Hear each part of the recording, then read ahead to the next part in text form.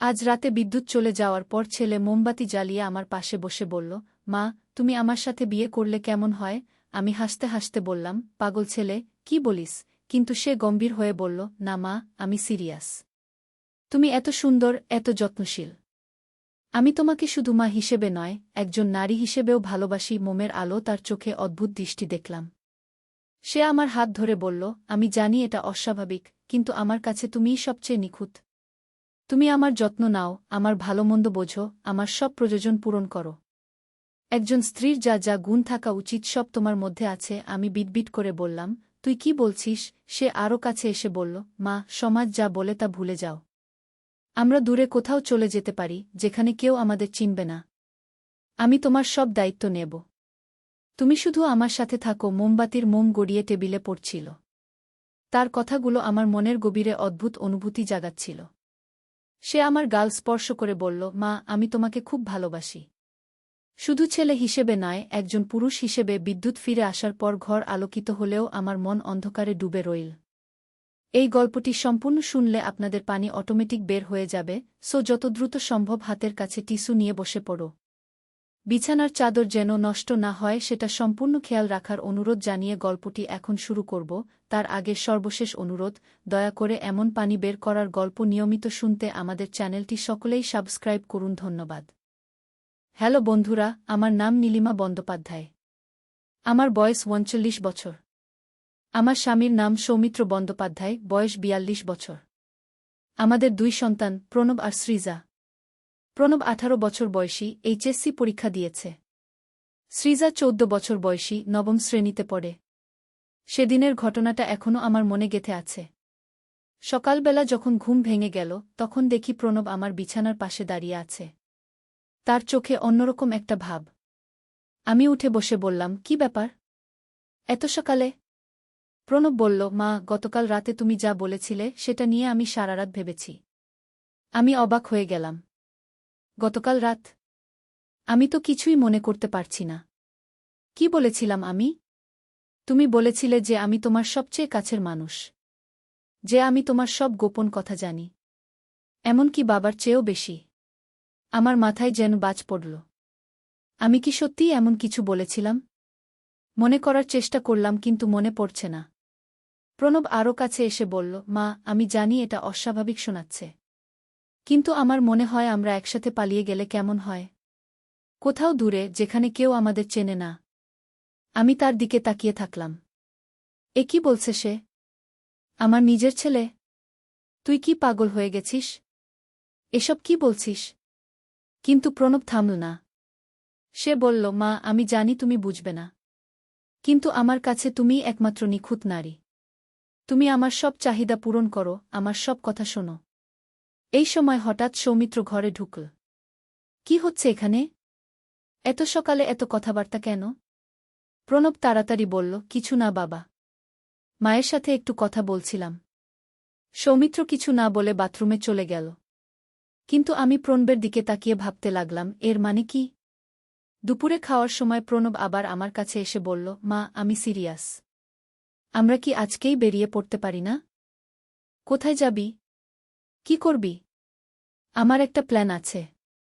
আমি সব ব্যবস্থা করে রেখেছি। তুমি শুধু আমার সাথে চলো। এই কথা শুনে আমার গা ছমছম করে উঠল। এ যেন অন্য কোনো প্রণব। আমার সেই ছোট্ট ছেলে নেই। সন্ধ্যায় সৌমিত্র বাসায় ফিরে এলো। আমি তাকে সব কিছু খুলে বললাম। সে প্রথমে বিশ্বাস করল না। তুমি কি বলছো নীলিমা? প্রণব তো আমাদের ভালো ছেলে। ও এমন কথা বলতে পারে না। আমি মিথ্যে বলব কেন? তুমি নিজেই ওর সাথে কথা বলো। সৌমিত্র প্রণবকে ডেকে পাঠাল। প্রণব, এসো বাবা। তোমার মায়ের সাথে তুমি কি কথা বলেছ আজ? প্রণব খুব স্বাভাবিকভাবে বলল, কিছু না বাবা, মায়ের সাথে সাধারণ কথাবার্তা। সৌমিত্র আমার দিকে তাকাল। দেখো, ও তো কিছুই বলছে না। কিন্তু আমি জানতাম প্রণব মিথ্যে বলছে। তার চোখে সেই একই ভাব। রাতে শুতে যাওয়ার আগে প্রণব আবার আমার ঘরে এলো। এবার তার হাতে একটা ব্যাগ। মা, আমি সব প্রস্তুত করে রেখেছি। এই ব্যাগে টাকাপয়সা, কাগজপত্র সব আছে। আমরা আজই চলে যেতে পারি। তুই পাগল হয়ে গেছিস? আমি কোথাও যাব না। মা, তুমি বুঝতে পারছ না। আমি তোমাকে ভালোবাসি। শুধু মা হিসেবে নয়। এই কথা শুনে আমার রক্ত জল হয়ে গেল। প্রণব, তুই কি বলছিস? আমি তোর মা। হ্যাঁ, কিন্তু তার মানে এই না যে আমি তোমাকে অন্যভাবে ভালোবাসতে পারি না। আমি চিৎকার করে উঠলাম। সৌমিত্র! সৌমিত্র!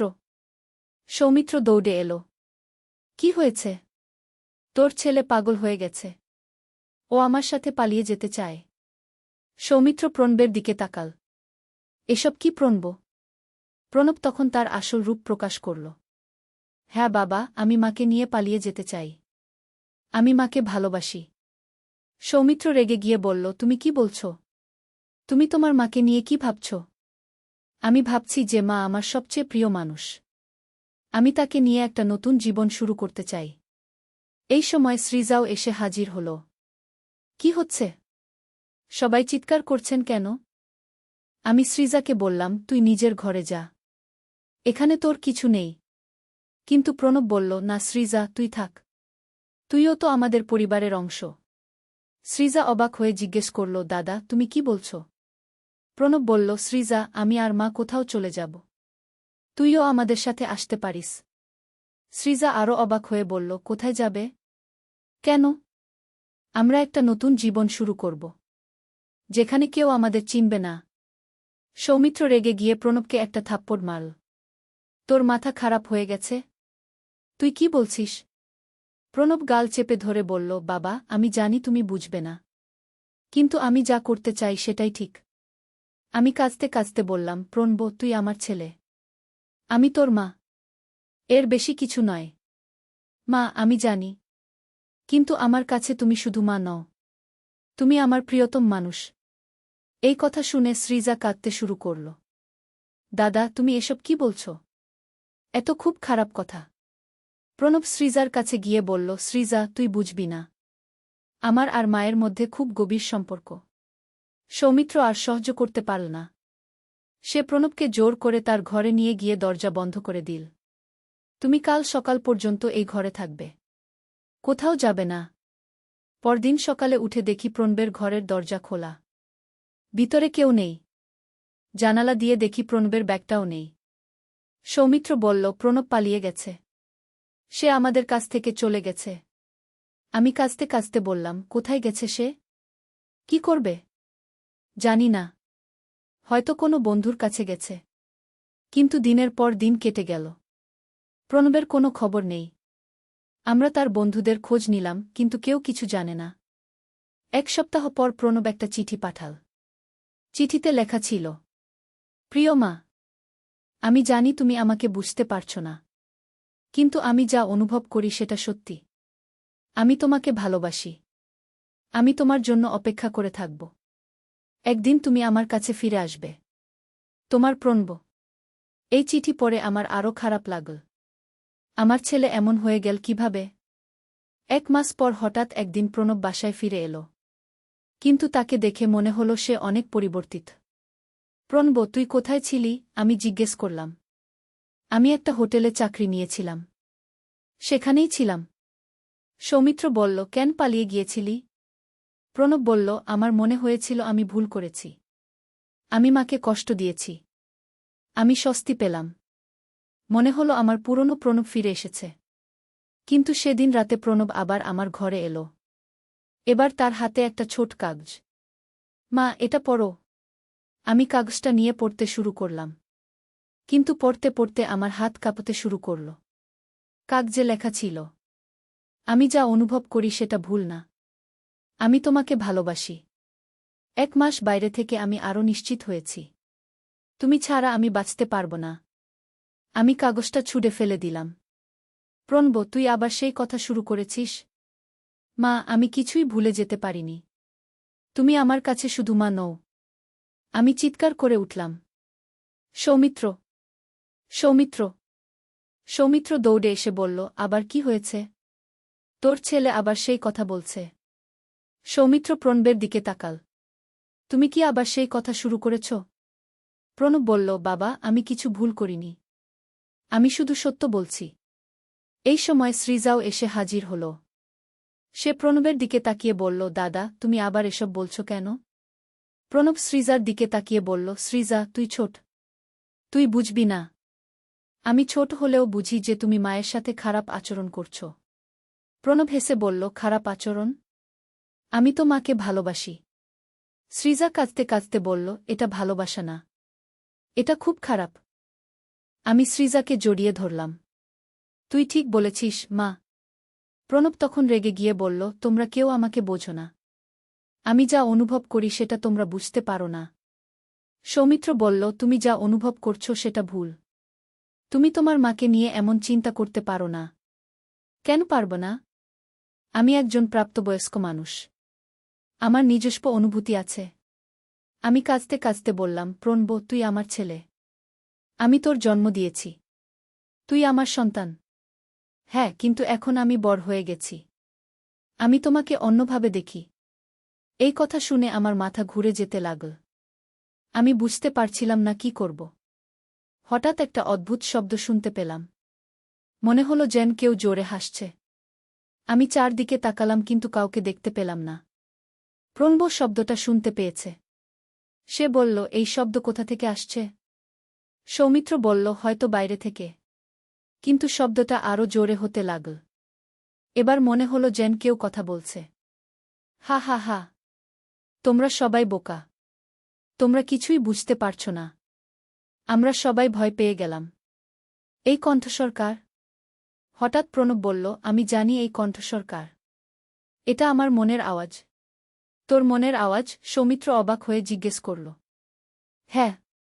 এই আওয়াজ আমাকে সব সময় বলে যে আমি মাকে ভালোবাসি। এই কথা শুনে আমার গা ছমছম করে উঠল। প্রণবের কি হয়েছে? কণ্ঠস্বর আবার বলল, প্রণব, তুমি সঠিক পথে আছো। তুমি তোমার মাকে ভালোবাসো। এতে কোনো ভুল নেই। প্রণব বলল, দেখো, এই আওয়াজ বলছে আমি ঠিক। সৌমিত্র চিৎকার করে বলল, এসব কি পাগলামি? এই আওয়াজ তোর কল্পনা। কিন্তু কণ্ঠস্বর থামল না। সে বলল, সৌমিত্র, তুমি তোমার ছেলেকে বুঝতে পারছ না। সে যা অনুভব করে সেটা সত্যি। আমি কাঁপতে কাঁপতে বললাম, এই আওয়াজ কোথা থেকে আসছে? হঠাৎ আমাদের টেলিভিশন এমনি এমনি চালু হয়ে গেল। টিভির স্ক্রিনে একটা মুখ দেখা গেল। সেই মুখটা প্রণবের মতোই দেখতে, কিন্তু অনেক বয়স্ক। মনে হলো যেন 50 বছর বয়সী প্রণব। সেই মুখ বলল, আমি ভবিষ্যতের প্রণব। আমি তোমাদের বলতে এসেছি যে প্রণব ঠিক করছে। আমরা সবাই স্তব্ধ হয়ে গেলাম। এ কি হচ্ছে? ভবিষ্যতের প্রণব বলল, নীলিমা, তুমি জানো না যে তুমি আসলে প্রণবের জন্য কতটা বিশেষ। তুমি তার জীবনের সবচেয়ে গুরুত্বপূর্ণ মানুষ। আমি কাঁদতে কাঁদতে বললাম, এসব কি বলছেন? আমি তার মা। হ্যাঁ, তুমি তার মা। কিন্তু তুমি তার চেয়ে অনেক বেশি কিছু। আমি চিৎকার করে বললাম, বন্ধ করো এসব। আমি আর শুনতে পারছি না। কিন্তু ভবিষ্যতের প্রণব হেসে বলল, নীলিমা, তুমি সত্য থেকে পালাতে পারবে না। প্রণব তোমাকে সত্যিকারের ভালোবাসে। হঠাৎ সৃজা চিৎকার করে উঠল, এটা কি হচ্ছে? আমি ভয় পাচ্ছি। সৌমিত্র সৃজাকে জড়িয়ে ধরে বলল, ভয় পেও না মা। এসব সবই মিথ্যা। কিন্তু প্রণব বলল, না বাবা, এসব মিথ্যা না। এটা সত্যি। আমি সত্যিই মাকে ভালোবাসি। টিভির মুখটা আবার বলল, প্রণব, তুমি সাহসের সাথে তোমার অনুভূতি প্রকাশ করেছ। এখন তোমাকে আরও এগিয়ে যেতে হবে। কিভাবে? প্রণব জিজ্ঞেস করল। তুমি তোমার মাকে বোঝাও যে তোমার ভালোবাসা কতটা গভীর। আমি কাঁদতে কাঁদতে বললাম, আমি বুঝতে পারছি না এসব কি হচ্ছে। এটা কি কোনো স্বপ্ন? হঠাৎ করে টিভি বন্ধ হয়ে গেল। চারদিক নীরব হয়ে গেল। প্রণব বলল, মা, তুমি দেখেছ? এটা কোনো স্বপ্ন না। এটা সত্যি। সৌমিত্র রেগে গিয়ে বলল, এসব কি পাগলামি? কোনো ভবিষ্যতের প্রণব নেই। এসব তোর মনের ভ্রম। কিন্তু প্রণব বলল, না বাবা, এটা ভ্রম না। আমি জানি আমি কি দেখেছি। এই সময় বাইরে থেকে একটা কাঠকুড়ের আওয়াজ এলো। মনে হলো কেউ যেন আমাদের দরজায় কড়া নাড়ছে। সৌমিত্র বলল, কে এত রাতে? দরজা খুলে দেখি একটা বয়স্ক লোক দাঁড়িয়ে আছে। তার চেহারা খুবই অদ্ভুত। মনে হলো যেন সে অনেক দূর থেকে এসেছে। লোকটা বলল, আমি জ্যোতিষী রমেশ চন্দ্র। আমি শুনেছি আপনাদের বাড়িতে অলৌকিক ঘটনা ঘটছে। সৌমিত্র বলল, আপনি কিভাবে জানলেন? আমার কাছে এই ধরনের খবর পৌঁছায়। আমি এসেছি আপনাদের সাহায্য করতে। আমি বললাম, আপনি আমাদের কি সাহায্য করবেন? রমেশবাবু ভিতরে এসে বললেন, আপনাদের ছেলের কি সমস্যা হয়েছে? আমি সব কিছু খুলে বললাম। প্রণবের অদ্ভুত আচরণ, টিভিতে ভবিষ্যতের প্রণবের দেখা দেওয়া, সব কিছু। রমেশবাবু শুনে বললেন, আহা! এটা একটা বিশেষ ধরনের সমস্যা।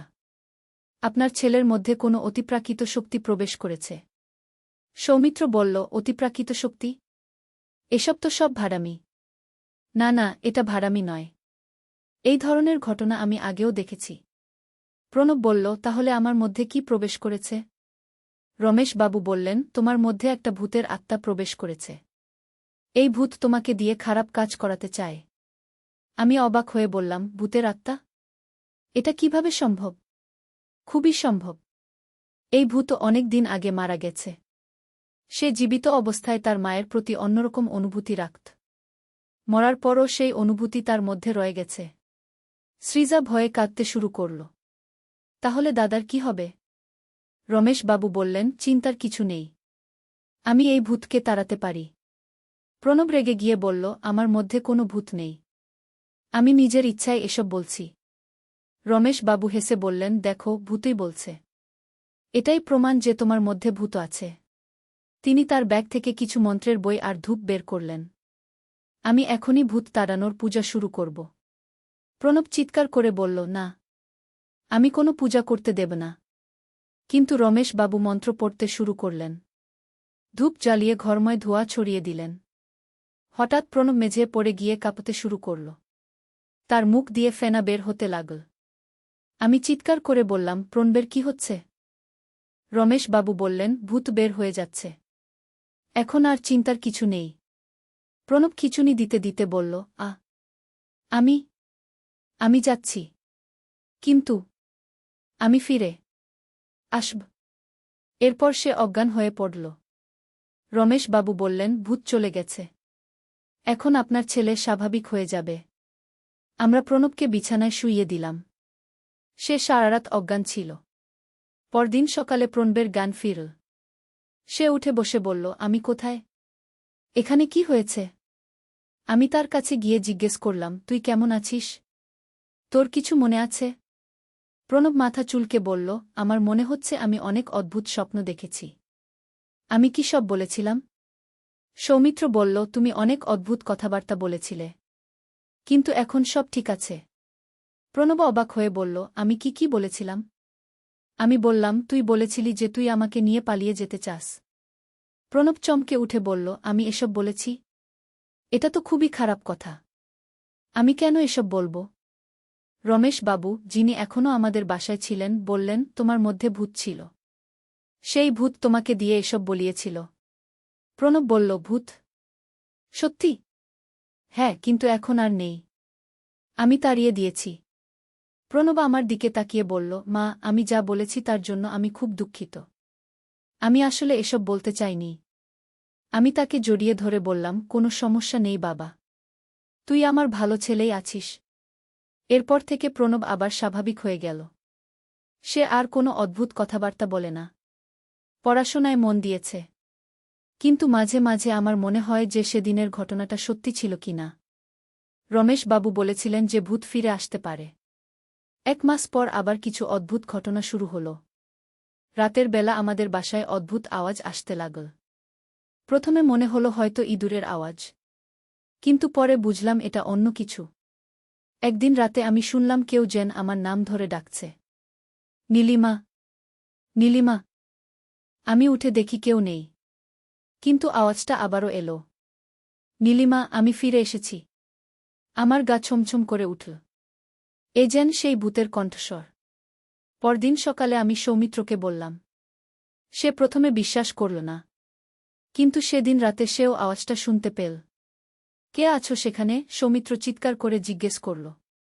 আমি সেই ভূত। আমি আবার এসেছি প্রণবকে নিয়ে যেতে। এই কথা শুনে আমরা ভয় পেয়ে গেলাম। প্রণবের কি হবে এখন? কিন্তু প্রণব এখনও স্বাভাবিক আছে। সে কিছুই জানে না যে ভূত আবার এসেছে। আমি রমেশ বাবুকে ফোন করলাম। তিনি বললেন, আমি আসছি। এবার আমি ভূতকে সম্পূর্ণভাবে তাড়িয়ে দেব। কিন্তু সেদিন রাতেই ভূত প্রণবের মধ্যে প্রবেশ করল। আবার সেই একই আচরণ শুরু হল। প্রণব আমার কাছে এসে বলল, মা, আমি আবার তোমাকে নিয়ে পালিয়ে যেতে চাই। আমি কাঁদতে কাঁদতে বললাম, না প্রণব, তুই আবার সেই কথা বলিস না। মা, এবার আমি তোমাকে ছেড়ে যাব না। আমরা চিরকাল একসাথে থাকব। এই কথা শুনে আমার বুক ধুকপুক করতে লাগল। ভূত আরও শক্তিশালী হয়ে ফিরেছে। রমেশ বাবু এসে বললেন, এবার অবস্থা গুরুতর। ভূতটা আরও শক্তিশালী হয়েছে। তাহলে কি করব? সৌমিত্র জিজ্ঞেস করল। আমাকে আরও বড় পূজা করতে হবে। কিন্তু তার জন্য অনেক পয়সা লাগবে। সৌমিত্র বলল, যা লাগে দেব। শুধু আমার ছেলেকে বাঁচান। রমেশ বাবু ৫,০০০ টাকা নিয়ে একটা বড় পূজার আয়োজন করলেন। অনেক মন্ত্র পড়লেন, হোম যজ্ঞ করলেন। কিন্তু এবার প্রণব আরও বেশি খিঁচুনি দিতে লাগল। তার অবস্থা খারাপ হয়ে গেল। আমি বললাম, রমেশ বাবু, ওর তো অবস্থা আরও খারাপ হচ্ছে। এটা স্বাভাবিক। ভূত শেষ চেষ্টা করছে। একটু পরেই বের হয়ে যাবে। কিন্তু প্রণবের অবস্থা আরও খারাপ হতে লাগল। সে জ্ঞান হারিয়ে ফেল। আমরা তাকে হাসপাতালে নিয়ে গেলাম। ডাক্তার বললেন, ওর মস্তিষ্কে কোনো সমস্যা হয়েছে। তবে বিপজ্জনক কিছু নয়। প্রণব ৩ দিন হাসপাতালে ছিল। জ্ঞান ফেরার পর সে আবার স্বাভাবিক হয়ে গেল। ডাক্তার বললেন, ওর মানসিক চাপ বেশি ছিল। তাই এমন হয়েছিল। আমরা বুঝলাম যে রমেশ বাবু একজন ভণ্ড। ভূতটুত কিছু নেই। প্রণবের মানসিক সমস্যা হয়েছিল। বাসায় ফিরে এসে আমি প্রণবকে জিজ্ঞেস করলাম, তোর আসলে কি সমস্যা হয়েছিল? প্রণব বলল, মা, আমি জানি না। হয়তো আমার মানসিক চাপ বেশি ছিল। কলেজের পড়াশোনার চাপ, ভবিষ্যতের চিন্তা, এসব নিয়ে আমি খুব টেনশনে ছিলাম। কিন্তু তুই এত অদ্ভুত কথাবার্তা বলেছিলি কেন? আমি জানি না মা। হয়তো আমার মন খারাপ ছিল বলে এমন হয়েছিল। সৌমিত্র বলল, তুমি এখন কেমন অনুভব করছ? অনেক ভালো বাবা। আমার মনে হচ্ছে আমি স্বাভাবিক হয়ে গেছি। আমি স্বস্তি পেলাম। আমার ছেলে আবার আগের মতো হয়ে গেছে। এরপর থেকে আমাদের জীবন আবার স্বাভাবিক হয়ে গেল। প্রণব পড়াশোনায় মন দিল। কোনো অদ্ভুত আচরণ করে না। সৃজাও অনেক খুশি। সে বলে, দাদা এখন আবার আমার ভালো দাদা হয়েছে। কিন্তু মাঝে মাঝে আমার মনে সন্দেহ হয় যে প্রণব সত্যিই ভালো হয়েছে কিনা। কারণ মাঝে মাঝে সে আমার দিকে এমনভাবে তাকায় যেটা আমার অস্বস্তি লাগে। একদিন রাতে প্রণব আমার ঘরে এসে বলল, মা, আমি তোমার সাথে একটা কথা বলতে চাই। আমার গা ছমছম করে উঠল। আবার সেই পুরনো কথা শুরু করবে? কি কথা? আমি সতর্কভাবে জিজ্ঞেস করলাম। মা, আমি জানি আমি আগে তোমাকে কষ্ট দিয়েছি। কিন্তু এখন আমি সম্পূর্ণভাবে ভালো হয়ে গেছি। আমি স্বস্তি পেলাম। তাই তো মনে হচ্ছে। কিন্তু মা, আমি তোমার কাছে একটা কথা স্বীকার করতে চাই। কি কথা? আমি সত্যিই তোমাকে খুব ভালোবাসি। কিন্তু এখন আমি বুঝতে পেরেছি যে এটা মাছেলের ভালোবাসা। আমি হাসতে হাসতে বললাম, তাহলে তো ভালোই। হ্যাঁ মা। আমি আর কোনো অদ্ভুত কথাবার্তা বলব না। এরপর থেকে প্রণব সত্যিই ভালো ছেলে হয়ে গেল। সে তার পড়াশোনায় মনোযোগ দিল এবং একটা ভালো চাকরি পেল। ২ বছর পর প্রণব বিয়ে করল। তার স্ত্রী সুমিত্রা একটি ভালো মেয়ে। তারা খুব সুখে আছে। এখন প্রণব আমার সাথে স্বাভাবিক আচরণ করে। সে তার স্ত্রীকে খুব ভালোবাসে এবং তাদের একটি সুন্দর সংসার হয়েছে। সৃজাও এখন বড় হয়েছে। সে উচ্চ মাধ্যমিক পাস করেছে এবং কলেজে ভর্তি হয়েছে। সৌমিত্রর স্বাস্থ্য ভালো আছে। তার চাকরিতেও কোনো সমস্যা নেই। আমি এখন বুঝতে পারি যে সেই সময়টা আমাদের পরিবারের জন্য একটা পরীক্ষার সময় ছিল। প্রণবের মানসিক চাপের কারণে অনেক সমস্যা হয়েছিল। কিন্তু আমরা সবাই মিলে সেই কঠিন সময়টা পার করতে পেরেছি। এখন আমাদের পরিবার আগের চেয়েও বেশি খুশি। মাঝে মাঝে আমি সেই দিনগুলোর কথা ভাবি। কিভাবে প্রণব এত পরিবর্তিত হয়ে গিয়েছিল। কিভাবে সে এত অদ্ভুত কথাবার্তা বলেছিল। এখন আমি বুঝি যে এসব কিছুই তার মানসিক অসুস্থতার কারণে হয়েছিল। কোনো ভূতপ্রেত ছিল না। প্রণব এখন একজন দায়িত্বশীল স্বামী এবং পুত্র। সে তার পরিবারের যত্ন নেয় এবং আমাদেরও দেখাশোনা করে। তার স্ত্রী সুমিত্রাও আমাদের সাথে ভালো আচরণ করে। সে আমাকে মায়ের মতো সম্মান করে। ১ বছর পর প্রণব এবং সুমিত্রার একটি সন্তান হল। একটি সুন্দর মেয়ে। তার নাম রাখা হল অর্পিতা। অর্পিতাকে দেখলে আমার মনে হয় যে জীবনের সব সমস্যার একটা সমাধান আছে। আমাদের পরিবারে এখন আবার আনন্দ ফিরে এসেছে। প্রণব এখন একজন ভালো বাবা হয়েছে। সে অর্পিতার যত্ন নেয় এবং তার সাথে খেলে। সৃজা এখন মাসি হয়েছে। সে অর্পিতাকে খুব ভালোবাসে এবং তার সাথে সময় কাটায়। সৌমিত্র দাদু হয়ে খুব খুশি। সে অর্পিতার জন্য নানারকম খেলনা কিনে আনে। আমি দিদা হয়ে অনেক খুশি। অর্পিতা আমার জীবনে নতুন আনন্দ এনে দিয়েছে। এখন আমি বুঝি যে সেই কঠিন দিনগুলো আসলে আমাদের পরিবারকে আরও শক্তিশালী করেছে। আমরা একসাথে সব সমস্যার মোকাবিলা করেছি এবং জিতেছি। প্রণব এখন একটি সফল চাকুরিজীবী। তার নিজের একটি বাড়ি আছে। কিন্তু সে প্রায়ই আমাদের সাথে দেখা করতে আসে। আমাদের পরিবারে এখন আর কোনো সমস্যা নেই। সবাই সুখে এবং শান্তিতে আছে। এই গল্পটি আমাদের শিখিয়েছে যে পারিবারিক ভালোবাসা এবং একতা দিয়ে যে কোনো সমস্যার সমাধান করা সম্ভব। আজ যখন আমি এই গল্প বলছি তখন আমার মনে হচ্ছে যে জীবনটা কত সুন্দর। আমাদের পরিবারে এখন সবাই খুশি। প্রণব এবং তার পরিবার, সৃজা এবং তার পড়াশোনা, সৌমিত্র এবং তার কাজকর্ম সবকিছুই এখন ঠিকঠাক চলছে। কিন্তু গত সপ্তাহে আবার একটা অদ্ভুত ঘটনা ঘটল। প্রণবের বাড়িতে গিয়ে দেখি সুমিত্রা খুব চিন্তিত। কি হয়েছে সুমিত্রা? আমি জিজ্ঞেস করলাম। মা, প্রণব গত কয়েকদিন ধরে আবার অদ্ভুত আচরণ করছে। আমার বুকটা ধুকপুক করে উঠল। কি ধরনের অদ্ভুত আচরণ? সে রাতে ঘুমের মধ্যে কার সাথে যেন কথা বলে। আর সকালে উঠে বলে যে সে কিছুই মনে করতে পারে না। আমি ভয় পেয়ে গেলাম। আবার কি সেই সমস্যা শুরু হল? প্রণব কোথায়? আমি জিজ্ঞেস করলাম। অফিসে গেছে। কিন্তু মা, আমি ভয় পাচ্ছি। আমি সুমিত্রাকে সান্ত্বনা দিলাম। চিন্তা করো না। হয়তো কাজের চাপে এমন হচ্ছে। কিন্তু সন্ধ্যায় প্রণব ফিরে এসে আবার সেই পুরনো কথাবার্তা শুরু করল। সে আমার কাছে এসে বলল, মা, আমি আবার সেই অনুভূতি পাচ্ছি। কি অনুভূতি? আমি ভয়ে ভয়ে জিজ্ঞেস করলাম। তোমার প্রতি আমার বিশেষ ভালোবাসা। আমি চিৎকার করে উঠলাম। না, তুই আবার শুরু করিস না। সুমিত্রা কাঁদতে শুরু করল। প্রণব, তুমি কি বলছ? আমি তোমার স্ত্রী। প্রণব সুমিত্রার দিকে তাকিয়ে বলল, সুমিত্রা, আমি তোমাকেও ভালোবাসি। কিন্তু মায়ের প্রতি আমার অনুভূতি আলাদা। সুমিত্রা কাঁদতে কাঁদতে বলল, এটা কি বলছ তুমি? এটা তো খুবই খারাপ। আমি প্রণবকে বললাম, তুই তোর স্ত্রীর কথা ভাবো।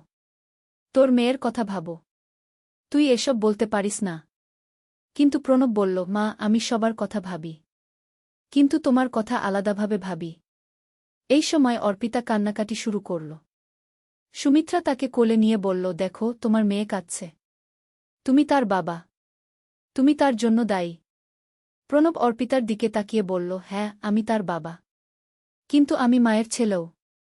আমি বুঝতে পারলাম যে সমস্যাটা আবার শুরু হয়েছে। আমি সৌমিত্রকে ফোন করে সব কিছু জানালাম। সৌমিত্র তাড়াতাড়ি চলে এলো। এসে প্রণবকে বলল, তুমি কি আবার সেই কথা শুরু করেছ? প্রণব বলল, বাবা, আমি মিথ্যা বলি না। আমি যা অনুভব করি সেটাই বলি। তুমি ভুল অনুভব করছ। তুমি তোমার স্ত্রী এবং মেয়ের কথা ভাবো। আমি তাদের কথাও ভাবি। কিন্তু মায়ের কথা বেশি ভাবি। সৌমিত্র রেগে গিয়ে বলল, তুমি আবার হাসপাতালে যাবে। কিন্তু প্রণব বলল, না, আমি হাসপাতালে যাব না। আমার কোনো অসুখ নেই। এই সময় আবার সেই অদ্ভুত কণ্ঠস্বর শোনা গেল। হা হা হা। আমি আবার ফিরে এসেছি। আমরা সবাই ভয় পেয়ে গেলাম। সেই ভূত আবার এসেছে। তুমি কে? সৌমিত্র চিৎকার করে জিজ্ঞেস করল। আমি সেই আত্মা যে প্রণবকে দিয়ে তার মাকে ভালোবাসায়। প্রণব বলল, হ্যাঁ, এই আত্মা আমাকে সত্য বলতে সাহায্য করে। আমি কাঁদতে কাঁদতে বললাম, এ কি হচ্ছে? আবার সেই সমস্যা শুরু হল?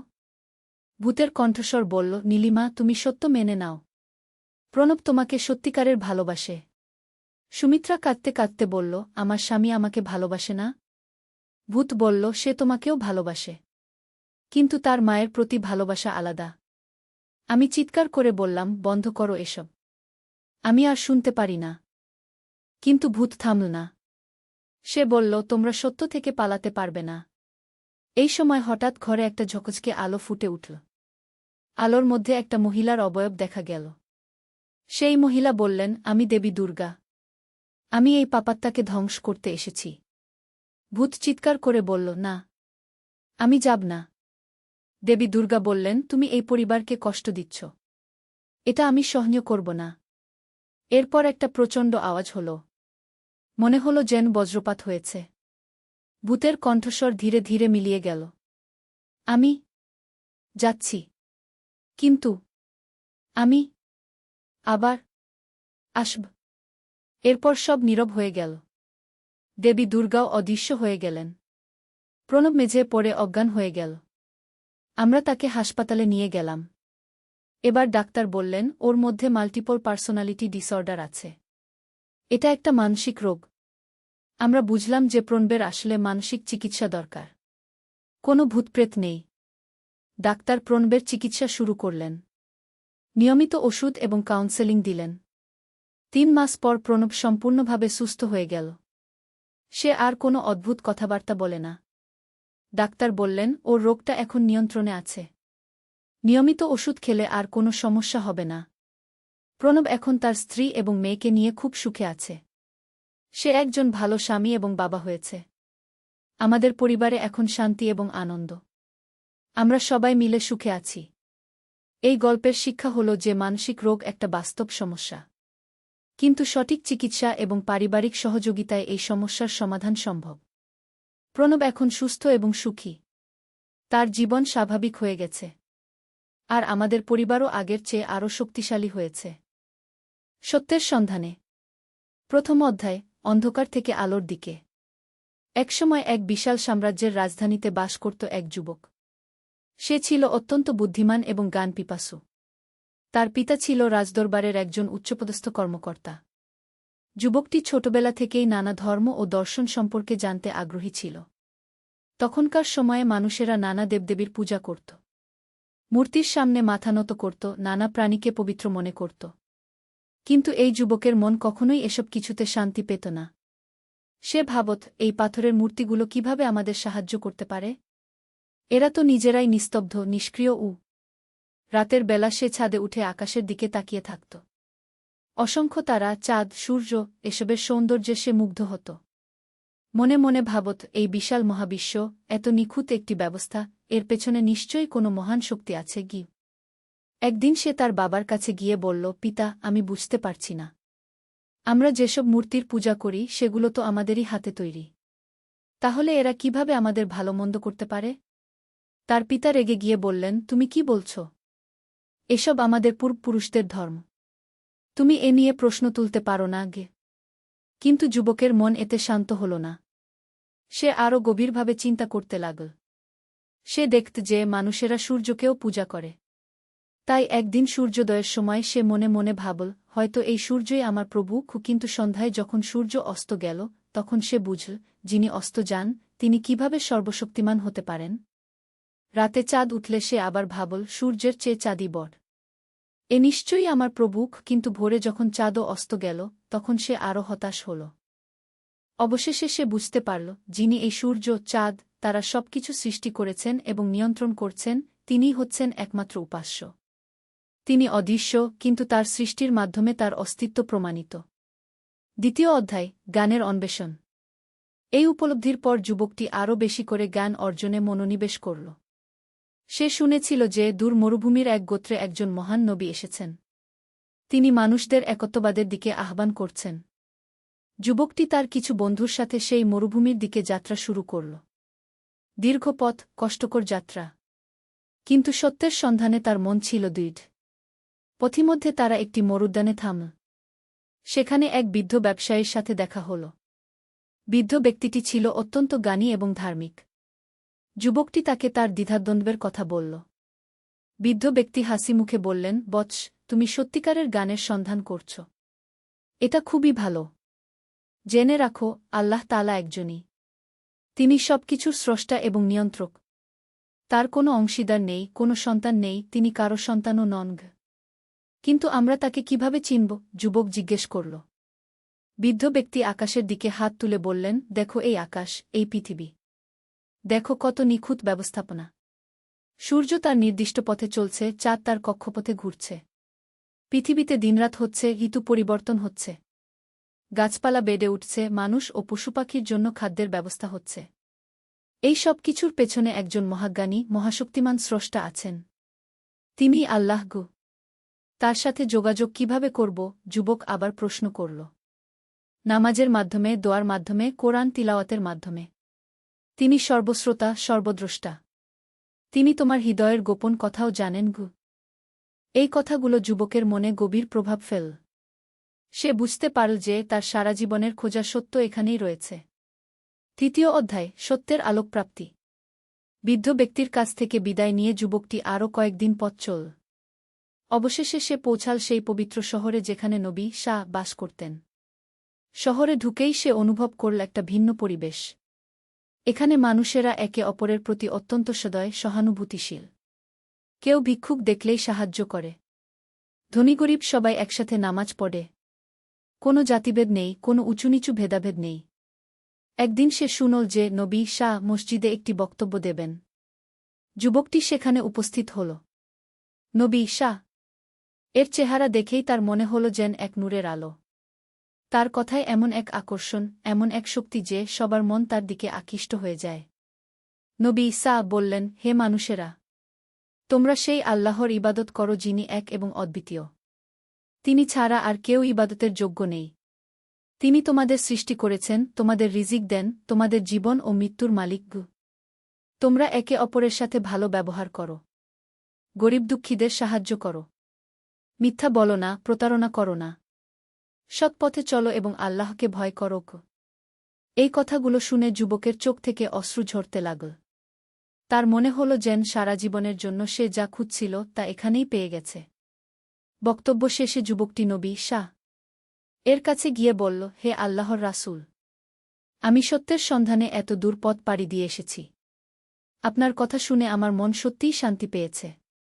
আমি ইসলাম গ্রহণ করতে চাই। নবী শাহ খুশি হয়ে তার মাথায় হাত রেখে বললেন, আল্লাহ তোমাকে হিদায়াত দান করেছেন। তুমি কলেমা শাহাদত পড়ো। যুবকটি বলল, আশহাদু আল্লা ইলাহা ইল্লাল্লাহু ওয়া আশহাদু আন্না মুহাম্মাদুর রাসূলুল্লাহ।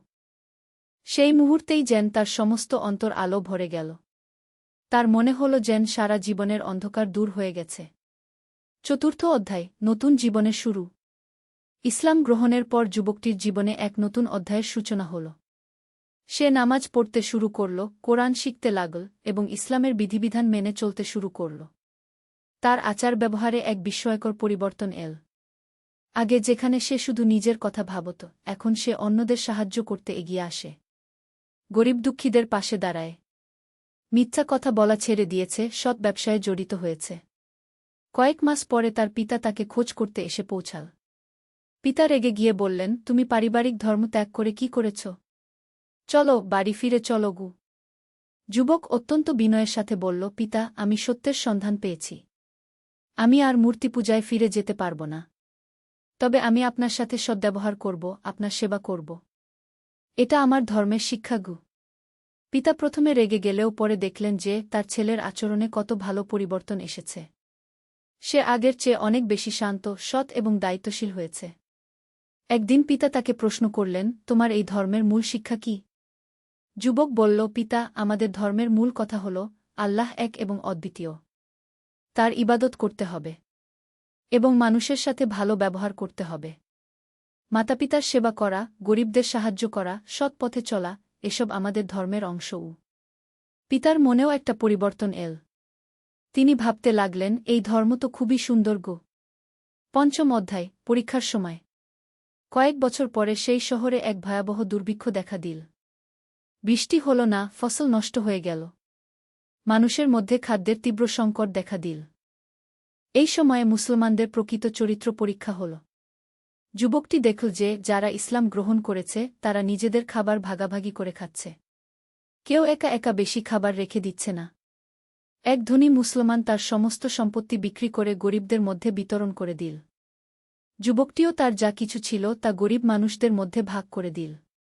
একদিন সে দেখল যে একটি অনাথ বাচ্চা রাস্তায় ক্ষুধায় কাঁদছে। তার কাছে শুধু একটুকু রুটি ছিল, যা ছিল তার সেদিনের খাবার। কিন্তু সে সেই রুটিটুকুও সেই বাচ্চাকে দিয়ে দিল। সেই রাতে সে না খেয়ে থেকে আল্লাহর কাছে দোয়া করল, হে আল্লাহ! আপনি আমাদের এই বিপদ থেকে উদ্ধার করুন। আমরা আপনার উপর ভরসা রাখছি। পরদিন সকালে খবর এল যে দূর থেকে একটি বাণিজ্যিক কাফেলা খাদ্যশস্য নিয়ে আসছে। কয়েকদিন পরেই দুর্ভিক্ষের সমাধান হয়ে গেল। এই ঘটনার পর যুবকটি আরও গভীরভাবে বুঝতে পারল যে আল্লাহর উপর তাওয়াক্কুল, ভরসা রাখতে হবে এবং অন্যদের সাহায্য করতে হবে। ষষ্ঠ অধ্যায়, জ্ঞান প্রচারের দায়িত্ব। কয়েক বছর পর যুবকটি একজন পরিণত জ্ঞানী ব্যক্তি হয়ে উঠল। সে কোরআন ও হাদিস গভীরভাবে অধ্যয়ন করল। নবী ঈসা এর কাছ থেকে সরাসরি অনেক কিছু শিখল। একদিন নবী শাহ তাকে ডেকে বললেন, তুমি এখন অন্যদেরকে ইসলামের দাওয়াত দিতে পারো। তোমার নিজের এলাকায় গিয়ে মানুষদের সত্যের পথে আহ্বান করোগ। এই দায়িত্ব পেয়ে যুবকটি খুবই খুশি হল। কিন্তু সাথে সাথে একটা দুশ্চিন্তাও হল। সে ভাবল, আমার নিজের পরিবার পরিজন, বন্ধুবান্ধব তো আমার কথা শুনবে না। তারা হয়তো আমাকে বিরোধিতা করবে। নবী শাহ জেন তার মনের কথা বুঝতে পেরে বললেন, হিকমতের সাথে দাওয়াত দিও। কাউকে জোর করো না। তুমি শুধু সত্য পৌঁছে দাও। হিদায়াত দেওয়ার মালিক আল্লাহ গু। এই কথায় যুবকটির মনে সাহস এল। সে তার জন্মভূমির দিকে যাত্রা শুরু করল। সপ্তম অধ্যায়, নিজ ভূমিতে দাওয়াত। নিজের শহরে পৌঁছে যুবকটি দেখল যে সেখানে পরিস্থিতি আরও খারাপ হয়েছে। মানুষেরা আরও বেশি মূর্তিপূজায় লিপ্ত হয়েছে। অনেক রকমের কুসংস্কার ও অন্ধবিশ্বাস চালু হয়েছে। প্রথমে সে তার পরিবারের কাছে গেল। তার মা তাকে দেখে অত্যন্ত খুশি হলেন। কিন্তু যখন শুনলেন যে তিনি ইসলাম গ্রহণ করেছেন এবং মূর্তিপূজা ছেড়ে দিয়েছেন, তখন অত্যন্ত দুঃখ পেলেন। আমার ছেলে, তুমি আমাদের পারিবারিক ধর্ম ত্যাগ করলে? আমাদের দেবদেবীরা নাখুশ হবেন কি? মা কাঁদতে কাঁদতে বললেন। যুবক অত্যন্ত ধৈর্য ও ভালোবাসার সাথে মাকে বোঝানোর চেষ্টা করল, মা, আমি যে ধর্ম গ্রহণ করেছি তা আপনার সাথে আমার সম্পর্কের কোনো ক্ষতি করবে না। বরং এই ধর্ম আমাকে আরও বেশি করে আপনার সেবা করতে শিখিয়েছে। মাতাপিতার সেবা করা আমাদের ধর্মের একটি গুরুত্বপূর্ণ অংশও। কিন্তু তার বাবা খুবই রেগে গেলেন। তুমি যদি এই ধর্ম না ছাড়ো তাহলে আমার ঘরে থাকতে পারবে না। যুবক বলল, পিতা, আমি আপনাকে অসম্মান করতে চাই না, কিন্তু সত্যকে অস্বীকার করতেও পারি না। আমি আপনার সেবা করব, কিন্তু মূর্তিপূজায় ফিরে যেতে পারব না। এই নিয়ে পরিবারে বেশ কিছুদিন টানাপোড়েন চল। কিন্তু যুবকটি ধৈর্য হারাল না। সে তার আচরণ দিয়ে প্রমাণ করতে লাগল যে ইসলাম তাকে আরও ভালো মানুষ বানিয়েছে। অষ্টম অধ্যায়, ধীরে ধীরে পরিবর্তন। যুবকটি প্রতিদিন তার মা বাবার খেদমত করত। তাদের খাবারের ব্যবস্থা করত, অসুখ বিসুখে সেবা করত। এমনকি তারা তাকে মূর্তিপূজার জন্য বললেও সে রেগে যেত না, বিনয়ের সাথে অস্বীকার করত। এদিকে তার বন্ধুবান্ধবদের কাছে সে ইসলামের দাওয়াত পৌঁছাতে শুরু করল। সে তাদের বলত, তোমরা একবার ভেবে দেখো, এই পাথরের মূর্তিগুলো কিভাবে তোমাদের উপকার করতে পারে। এরা তো নিজেরাই অসহায়। অনেকে তার কথা হাসি করে উড়িয়ে দিত। কিন্তু কেউ কেউ গভীরভাবে ভাবতে শুরু করল। একদিন তার একটি বন্ধু তাকে প্রশ্ন করল, তুমি বলো তোমার আল্লাহ সর্বশক্তিমান, কিন্তু আমরা তো তাকে দেখি না। তাহলে কিভাবে বুঝব যে তিনি আছেন? যুবক হাসিমুখে বলল, তুমি কি বাতাস দেখো? না, কিন্তু বাতাসের অস্তিত্ব তুমি অনুভব করো। তুমি কি তোমার মনকে দেখতে পাও? না, কিন্তু তার অস্তিত্ব তুমি বুঝতে পারো। ঠিক তেমনি আল্লাহকেও আমরা তার সৃষ্টির মধ্যে দিয়ে চিনতে পারি। দেখো, আকাশে সূর্য কত নিয়মানুবর্তিতার সাথে উদয় হয় এবং অস্ত যায়। ঋতু পরিবর্তন হয়, গাছে ফল ধরে। এসব কিছুর পেছনে একজন মহান পরিচালক আছেন। তিনি আল্লাহ গো। বন্ধুটি কিছুক্ষণ চুপ থেকে বলল, তোমার কথায় যুক্তি আছে। আমিও ভাবতে শুরু করেছি। ধীরে ধীরে এভাবে তার কয়েকজন বন্ধু ইসলামের প্রতি আগ্রহী হয়ে উঠল। তারাও কলেমা পড়ে মুসলমান হয়ে গেল। নবম অধ্যায়, বিরোধিতার মুখে ধৈর্য। যখন শহরের কিছু মানুষ ইসলাম গ্রহণ করতে শুরু করল, তখন পুরোহিত ও ধর্মীয় নেতারা চিন্তিত হয়ে পড়ল। তারা দেখল যে তাদের অনুসারী কমে যাচ্ছে। তারা যুবকটির বিরুদ্ধে নানা ষড়যন্ত্র শুরু করল। তাকে নিয়ে মিথ্যা গুজব ছড়াতে লাগল। বলতে লাগল যে সে লোকদের ভুল পথে নিয়ে যাচ্ছে। একদিন কয়েকজন পুরোহিত তার কাছে এসে বলল, তুমি এই এলাকা ছেড়ে চলে যাও, নয়তো তোমার ক্ষতি হবে। যুবক শান্তভাবে উত্তর দিল, আমি কারো ক্ষতি করছি না। আমি শুধু মানুষদের সত্যের দিকে আহ্বান করছি। যদি তোমরা মনে করো আমি ভুল, তাহলে তর্কবিতর্কের মাধ্যমে প্রমাণ করো। কিন্তু পুরোহিতরা তর্কবিতর্কে যেতে চাইল না। কারণ তারা জানত যে তাদের যুক্তি দুর্বল। একদিন তারা কিছু দুর্বৃত্তকে দিয়ে যুবকটির উপর আক্রমণ করাল। কিন্তু আল্লাহর রহমতে সে রক্ষা পেল। এই ঘটনার পর কিছু সৎ মানুষ যুবকটির পক্ষে দাঁড়াল। তারা বলল, এই যুবক তো কোনো অন্যায় করছে না। সে অত্যন্ত সৎ ও দয়ালু। তার কথায় যুক্তি আছে। আমরা তার কথা শুনতে চাই। 10ম অধ্যায়, মায়ের হৃদয় পরিবর্তন। এদিকে যুবকটির মা তার ছেলের আচরণ দেখে ধীরে ধীরে প্রভাবিত হতে লাগলেন। তিনি দেখলেন যে ইসলাম গ্রহণের পর তার ছেলে আরও বেশি সৎ, দয়ালু এবং মাতৃভক্ত হয়েছে। একদিন মা অসুস্থ হয়ে পড়লেন। যুবক দিনরাত তার সেবা করতে লাগল। নিজের খাওয়া দাওয়া, ঘুম সব ছেড়ে দিয়ে মায়ের পাশে থাকল। মা তার ছেলেকে বললেন, বৎস, তুমি আমার এত সেবা করছ, অথচ আমি তোমার ধর্মের বিরোধিতা করেছি।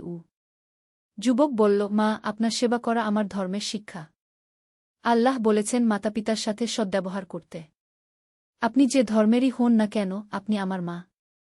আপনার সেবা করা আমার কর্তব্য। মায়ের চোখে পানি এসে গেল। তিনি বুঝতে পারলেন যে তার ছেলের ধর্ম সত্যিই সুন্দর। কয়েকদিন পরে মা সুস্থ হয়ে উঠলেন। একদিন তিনি তার ছেলেকে বললেন, বৎস, তোমার ধর্ম সম্পর্কে আমাকে আরও বলো। আমি জানতে চাই। যুবক খুবই খুশি হয়ে মাকে ইসলামের মূল বিষয়গুলো বোঝাতে লাগল। আল্লাহর একত্বের কথা, নামাজের গুরুত্ব, দানস্তকার ফজিলত, পরকালের জীবনের কথা। মা মনোযোগ দিয়ে সব শুনলেন। কয়েকদিন গভীর চিন্তাভাবনার পর তিনি বললেন, বৎস, আমিও তোমার ধর্ম গ্রহণ করতে চাই। সেই দিন মা কলেমা পড়ে ইসলাম গ্রহণ করলেন। যুবক আনন্দে কেঁদে ফেল। তার মনে হল যেন আকাশ থেকে খুশির বৃষ্টি নামছে। একাদশ অধ্যায়, সমাজে পরিবর্তনের সূচনা। মায়ের ইসলাম গ্রহণের খবর শুনে আশেপাশের অনেক নারী কৌতূহলী হয়ে উঠল।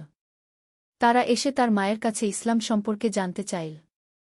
মা তাদেরকে বললেন, এই ধর্মে নারীদের অনেক সম্মান আছে। মা হিসেবে আমরা পুত্রের জন্নতের চাবি। স্ত্রী হিসেবে আমরা স্বামীর অর্ধেক দিন। কন্যা হিসেবে আমরা বাবার জন্নতের কারণ গি। আর সবচেয়ে বড় কথা হল, এই ধর্মে আল্লাহর কাছে নারী পুরুষ সবাই সমান। কোনো ভেদাভেদ নেই। এই কথা শুনে অনেক নারী ইসলামের প্রতি আগ্রহী হয়ে উঠল। ধীরে ধীরে কয়েকজন ইসলাম গ্রহণ করল। অন্যদিকে যুবকটি পুরুষদের মধ্যে দাওয়াতের কাজ চালিয়ে যেতে লাগল। সে একটি ছোট মসজিদ তৈরি করল। সেখানে নিয়মিত নামাজ হতে লাগল। প্রতি শুক্রবার জুমার খুতবা দিত। তার খুতবার বিষয়বস্তু হতো আল্লাহর একত্ব, নৈতিক জীবনযাত্রা, পারস্পরিক সহযোগিতা, দানসদকার গুরুত্ব। এই খুতবা শুনে অনেক মানুষের মন পরিবর্তন হতে লাগল। এমনকি কিছু মূর্তিপূজারীও চিন্তা করতে শুরু করল। দ্বাদশ অধ্যায়, বাবার হৃদয় গলে যাওয়া। যুবকটির বাবা এতদিন ইসলামের বিরোধিতা করে আসছিলেন। কিন্তু দেখতে পেলেন যে তার স্ত্রী ইসলাম গ্রহণের পর আরও বেশি শান্তিতে আছেন। তিনি আরও বেশি ধার্মিক হয়েছেন, আরও বেশি দানসদকা করেন। একদিন বাবা অসুস্থ হয়ে পড়লেন। ডাক্তার বললেন যে তার অবস্থা গুরুতর। যুবক ও তার মা দিনরাত বাবার সেবা করতে লাগলেন। সেই সময় যুবক তার বাবার কাছে বলল, বাবা, আপনি সুস্থ হয়ে উঠুন। আমি আল্লাহর কাছে আপনার জন্য দোয়া করছি। বাবা বললেন, তুমি তো আমার ধর্মের বিরোধিতা করেছ। তাহলে আমার জন্য দোয়া করছ কেন? যুবক বলল, বাবা, আপনি আমার পিতা। আমি আপনাকে ভালোবাসি। আমি চাই আপনি সুস্থ হয়ে উঠুন এবং সত্যের পথ খুঁজে পান। বাবার চোখে পানি এসে গেল। তিনি বুঝতে পারলেন যে ইসলাম তার ছেলেকে আরও ভালো মানুষ বানিয়েছে। কয়েকদিন পরে বাবার শরীর আরও খারাপ হল। মৃত্যুর আগে তিনি তার ছেলেকে ডেকে বললেন, বৎস, আমি এখন বুঝতে পারছি যে তোমার পথই সত্য। আমিও ইসলাম গ্রহণ করতে চাই। যুবক আনন্দে ও দুঃখে একসাথে কেঁদে ফেল। বাবা কলেমা পড়লেন এবং কয়েক ঘণ্টা পর তিনি ইন্তেকাল করলেন। যুবক মনে করল যে তার বাবা ইমানের সাথেই দুনিয়া থেকে বিদায় নিয়েছেন। ত্রয়োদশ অধ্যায়, ইসলামী সমাজের বিকাশ। বাবার মৃত্যুর পর যুবকটি আরও বেশি করে দাওয়াতের কাজে মনোনিবেশ করল। তার নেতৃত্বে ছোট একটি ইসলামী সমাজ গড়ে উঠল। এই সমাজের বৈশিষ্ট্য ছিল সবাই একসাথে নামাজ পড়ত। ধনী গরিবের মধ্যে কোনো ভেদাভেদ ছিল না। কেউ সমস্যায় পড়লে সবাই সাহায্য করত। কোনো মিথ্যা, প্রতারণা, চুরি ডাকাতি ছিল না। নারী পুরুষ সবাই সম্মানিত জীবনযাপন করত। আশেপাশের শহর থেকে মানুষ এসে এই সমাজ দেখে অবাক হতো। তারা বলত, এরা কিভাবে এত শান্তিতে, ভালোবাসায় থাকে? একদিন পাশের শহর থেকে এক ব্যবসায়ী এলেন। তিনি কয়েকদিন এই মুসলিম সমাজে থেকে গেলেন। তিনি দেখলেন যে এখানে কেউ তার সাথে প্রতারণা করে না। সবাই সৎ ব্যবসা করে। কেউ দরিদ্র হলে সবাই তাকে সাহায্য করে। ব্যবসায়ী যুবকটির কাছে এসে বললেন, আপনাদের এই জীবন ব্যবস্থা অসাধারণ। এর রহস্য কি? যুবক বলল, আমাদের একমাত্র গোপন কথা হল, আমরা আল্লাহকে ভয় করি এবং একে অপরকে ভালোবাসি। আমরা জানি যে আমরা যা কিছু করি, আল্লাহ সব দেখেন। তাই আমরা সৎ কাজ করতে চেষ্টা করি গি। ব্যবসায়ী বললেন, আমিও এই ধর্ম গ্রহণ করতে চাই গি। এভাবে ধীরে ধীরে ইসলাম ছড়িয়ে পড়তে লাগল। চতুর্দশ অধ্যায়, জীবনের শেষ পর্যায়ে। অনেক বছর পেরিয়ে গেল। যুবকটি এখন একজন বয়স্ক, সম্মানিত ব্যক্তি। তার চুলদাড়ি সাদা হয়ে গেছে। কিন্তু তার চোখে এখনও সেই তেজ, সেই উৎসাহ। তিনি এই দীর্ঘ জীবনে অনেক মানুষকে ইসলামের পথে আনতে পেরেছেন। অনেক মসজিদ, মাদ্রাসা, এতিমখানা তৈরি করেছেন। গরিব দুঃখীদের সেবা করেছেন। একদিন তিনি অসুস্থ হয়ে পড়লেন। তার ছেলেমেয়েরা, শিষ্যরা তার চারপাশে জড়ো হলেন।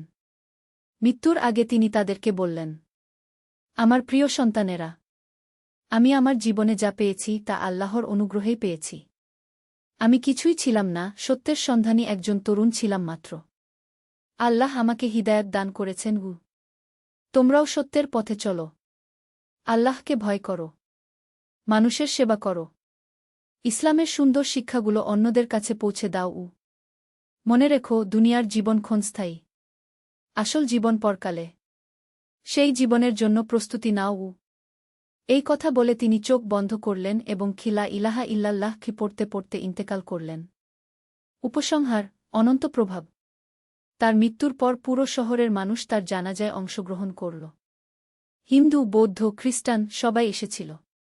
কারণ তিনি সবার কাছেই ছিলেন একজন সৎ, দয়ালু মানুষ। তার মৃত্যুর পরও তার রেখে যাওয়া আদর্শ, শিক্ষা প্রতিষ্ঠান, দাতব্য সংস্থাগুলো কাজ করতে থাকল। তার শিষ্যরা তার কাজ এগিয়ে নিয়ে গেল। বছরের পর বছর ধরে মানুষেরা তার কথা স্মরণ করল। কিভাবে একজন সত্যসন্ধানী তরুণ ইসলাম গ্রহণ করে গোটা সমাজকে পরিবর্তন করে দিয়েছিল। তার জীবনী থেকে মানুষেরা শিক্ষা নিত। সত্যের সন্ধান করতে হবে, যতই কষ্ট হোক। পরিবার পরিজনের বিরোধিতা সত্ত্বেও সত্যকে আঁকড়ে ধরতে হবে। ইসলাম গ্রহণের পর জীবনযাত্রায় পরিবর্তন আনতে হবে। অন্যদের কাছে ইসলামের দাওয়াত পৌঁছাতে হবে। সব ধরনের মানুষের সাথে ভালো ব্যবহার করতে হবে। শিক্ষা ও উপদেশ। এই গল্প থেকে আমরা যে শিক্ষাগুলো পাই: ১.